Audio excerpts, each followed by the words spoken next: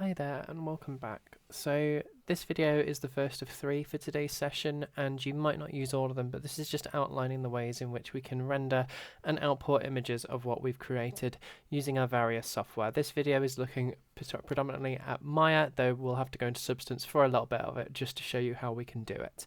But you can see on my screen right here I have got our fantasy chest completely textured, and just on the left hand side you can see a render of our actual chest with all the materials applied. This is reacting to light and everything with it.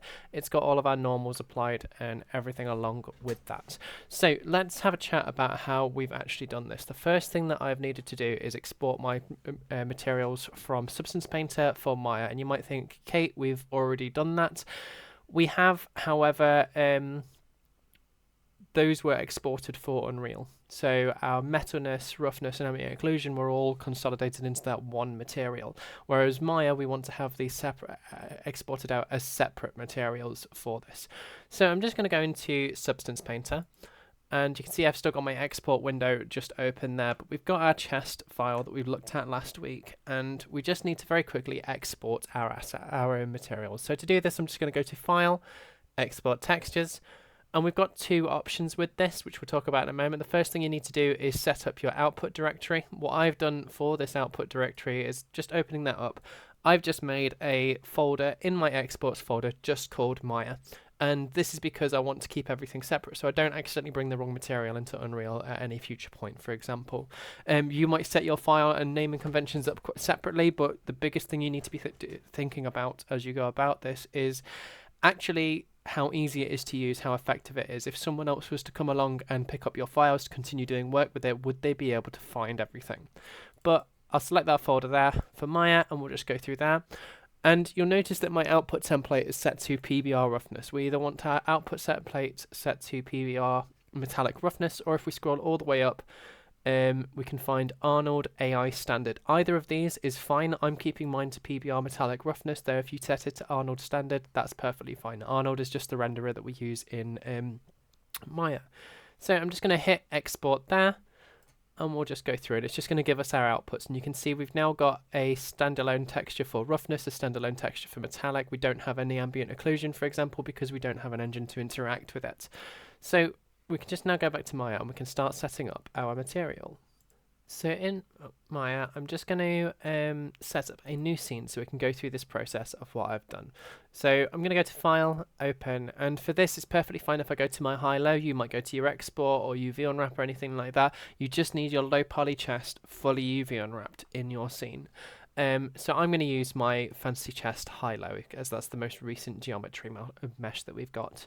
So I just open that. I don't need to save this. Here we are. I'm just going to hide my high poly, and you can see in mine my low poly is to the right. So I'm just going to centralize that on our transforms. So the first thing we need to do is just set up a material, and we did do this before exporting, but I want to make a dedicated material in Maya for this. So I'm going to hold right mouse button, and we're just going to go add favorite material, and we're going to find standard surface, and you can see here it's just brought up standard surface 3. I'm just going to highlight that, and we're just going to call this chest underscore material. There we go, we're all set up there. So now we need to start applying all of our actual textures that we've created, and to do this we've got all these little nodes on the right hand side that we need to start applying stuff. You might see here metalness, roughness, color. These things are quite straightforward, but we need to also apply our normal to this as well.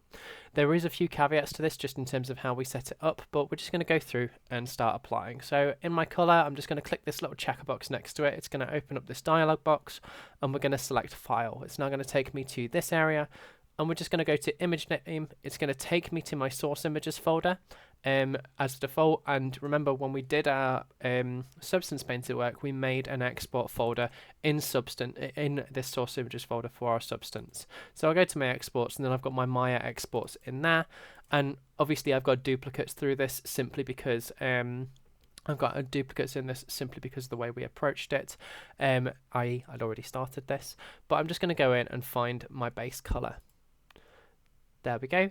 And you'll notice nothing has happened just yet. That's because we need to enable our textures in Maya's viewport. So up here, just on our viewport menus, we can find a little circle with a checker box on it. If I click that, it's going to come up as textured, and we can see it here. We can also toggle this on by going between 4 or 5 and 6 on our keyboard. But that's just brought in our base textures now. And to go back into our material so we can find the other nodes, we can just select this little button here. And we need to start applying our other points now. So we're going to do the same now. We're going to go to Metalness, File, and we're just going to choose our file in here. So if we go to Exports, and we'll find our metallic. And one thing to bear in mind, your texture will look wrong in Maya's viewport. This is not representative of what it should actually look like. It's just giving us a preview. When we bring in our metalness and our roughness, however, we do need to do some work. We need to adjust this color space down here. It's by default set to sRGB. Similar to Unreal, we need to uncheck that. But to do that, we just click on it, go to Utility, and we're going to make it a raw image. And then under color balance, we're just going to check alpha is luminance. And this is just going to dictate how it interacts with the lighting in Maya. So going back to my material now, I'm just going to do the same thing on our roughness. There we go. File. Open the folder. Go to my exports, and we're going to find our roughness image. There we go. And we're just going to set this to raw. And alpha is luminance. The final thing that we need to apply, even though it does export a height map, Maya is going to interpret a normal map instead.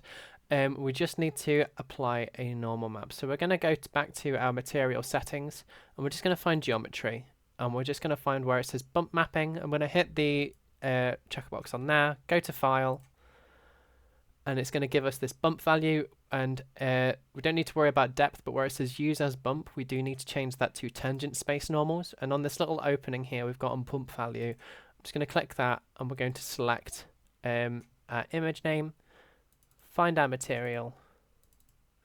Just going to find treasure chest normal. There we go. It's going to give us our depth, and we're just going to uncheck alpha is luminance. And that's our material setup. And you're probably looking at this thinking this looks a bit naff, and it will. But if I just bring up my renderer, it will start looking a little bit different. So first things first, we're just going to go up here to our menu set, and we're just going to click this open render view. And it's got the render from my previous point. We don't need to worry about that right now, but I do need to open my render settings as well. And it's just this little clapperboard with a cog next to it. We're not going to worry too much about our settings just yet. We're going to play around with lighting first. We're also just going to bring in a point light. So you can see up here, I've changed my shelf to rendering, and we've got a bunch of lights we can select from in here. I'm just going to choose a directional light, and I'm just going to hit this little play button on my Arnold renderer view, and that's going to give us an IPR, and it's going to take a moment to warm up, and we can just see our light is in there now. So I'll click that directional light, and I can just move this around into the appropriate places. It's not quite bright enough at the moment, but what I can do is just with that light selected, I will go to my attribute editor, find that directional light shape, and I can actually just tweak the intensity a little bit, and it's going to increase its brightness. There's something we term in rendering as 3-point lighting, where we'll bring in 3 different lights to light it from different angles. You might want to play around with something like that.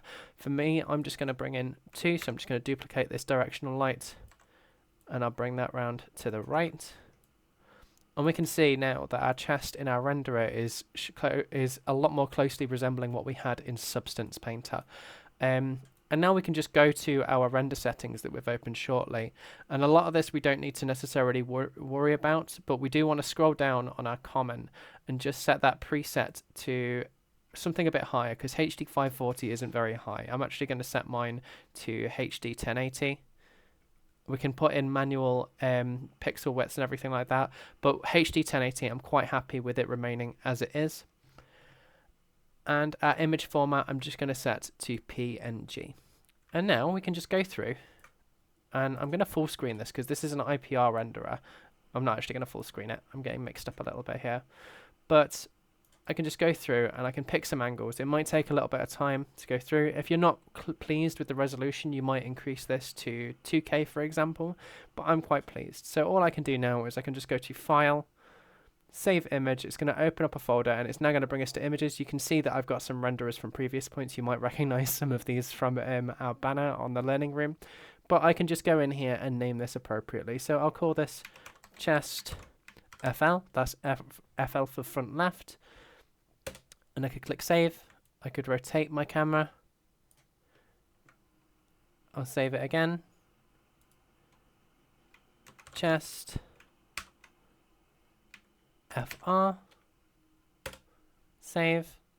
I might even do some bits here where I rotate it. So I might choose my lid and my latches. I'll just group those. And similar to what we've done on previous ones, this is why you might want to choose a later one, just because you'll already have your rotation value set up. But you know, I might want to do a render with the chest open, for example, and the lock on the ground. So I'll quickly very much just group those locks together, modify 0 pivot, not 0 pivot, sorry, center pivot. Just drag this to the ground, like so. And I'll go back to my renderer now. And I'm not pleased that I can't see the lock on the ground, so I'm just going to bring in a plane. And we'll just scale that a little bit. And I might even go ahead and put a texture on that at some point if I was really getting into this. But, you know, I could just have my lock on the ground there. Go back to our renderer. I can see my lock a little bit better now. And I can just take another render now of file, save image, chest, open. There we go, and that's very quickly just 3 renders set up for my image, or for my chest. So play around with this. In our next video, we're going to look at how we can actually render within Substance and what we can tweak within that. But for now, play around with Maya if this is the state you're at.